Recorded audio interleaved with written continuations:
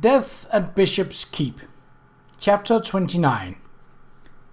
It is no use telling me there are good aunts and bad aunts. At the core they are all alike. Sooner or later, out pops the cloven hoof. P.G. Wodehouse, The Code of Woosters. While Charles was on his way to Colchester, Kate was on her way to the library. She had almost finished copying out the cipher manuscript and its transcription for Mr. Yeats. It had been tedious labour, for the crabbed glyphs were written in faded sepia ink and were hard to decipher. The paper on which they were written bore a watermark of 1809, or rather, some of the sheets did, others bore no mark at all. Curiously, they all appeared to be much newer, although the script and ink were the same. And there was a further curiosity. The name and address of the German woman to whom Dr. Westcott had written for authorization of the Order of Golden Dawn were in the same hand that had produced the cipher. Odd, Kate thought, since the woman had died only recently. Kate mentioned these puzzling facts to Aunt Sabrina, but she seemed unable to shed any light on the matter. Aunt Sabrina, meanwhile, had been copying out her tarot deck. The precious cards had been designed by MacGregor Mathers, in consultation, it was said, with his spirit guide and hand-drawn by his wife, Moina Mathers. This original deck was loaned to each member in turn so that a personal copy could be made. The member was required to keep the deck closely guarded and pass it on when he or she had finished copying it. But Kate was thinking neither about the cipher document nor the Golden Dawn tarot. After what Mrs. Pratt had told her last night, she was filled with a firm determination. She would have a frank talk with Aunt Sabrina. It was too late to help Jenny, but something had to be done to restrain Aunt Jaggers, and Aunt Sabrina was the only person who could do it. But when Kate came into the library, Aunt Sabrina was not alone. Aunt Jaggers, dressed in her customary rusty black, stood in front of the fire while Aunt Sabrina, wearing pale blue morning gown, was sitting at her desk, where she had been copying the cards. From their stained faces and tense postures, it was clear the two were quarrelling. Sensing that she had stepped into a private and perhaps embarrassing exchange, Kate turned to leave, but Aunt Jaggers caught sight of her. "What do you think you're doing, miss?" she cried, violently stamping her foot. "Eavesdropping like the servants?" "Calm yourself, Bernice," Aunt Sabrina said, rising. Catherine was merely... "Don't tell me what she was doing," Aunt Jaggers snapped, shoulders squared, face wrenched into angry ugliness. "I have seen how this girl toadies to you and your foolish sorcery. Before she came, there was at least peace in this household." She pulled herself up. "Clearly your experiment is not working. She must go." Kate gasped as if a bucket of cold well water had been splashed all over her. "Go? You aren't serious, Bernice," Aunt Sabrina said quietly.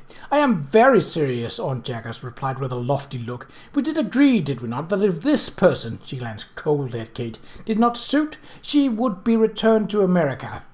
Aunt Sabrina's voice was low but controlled. "But she does suit.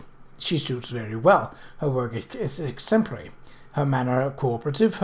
She does not suit me," Aunt Jaggers said flatly.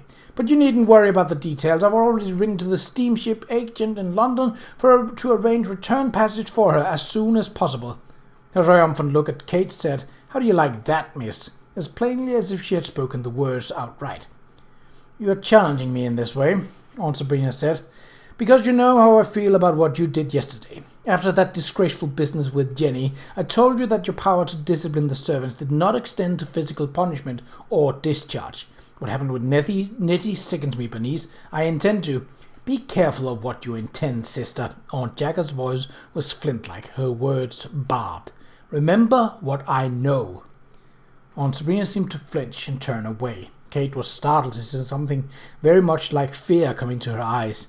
Fear and hatred. What could Aunt Jaggers possibly know that could make Aunt Sabrina so afraid? What secret could be so compromising that it would force her to submit to her sister's tyranny? Kate was stunned. Aunt Jaggers was a blackmailer. No wonder Aunt Sabrina hated her. Aunt Sabrina's face was white without expression. When she spoke, her voice was so low that Kate had to strain to hear the words. "You may use your ill-gotten knowledge once too often for your own welfare, sister." "Perhaps I have not used it enough," Aunt Jaggers retorted, "for my own welfare." She felt she had the upper hand. Kate could see it in the confident lift of her head and the aggressive line of her jaw. "Perhaps I should use it with your dear friend the vicar as well. Perhaps he would be willing to."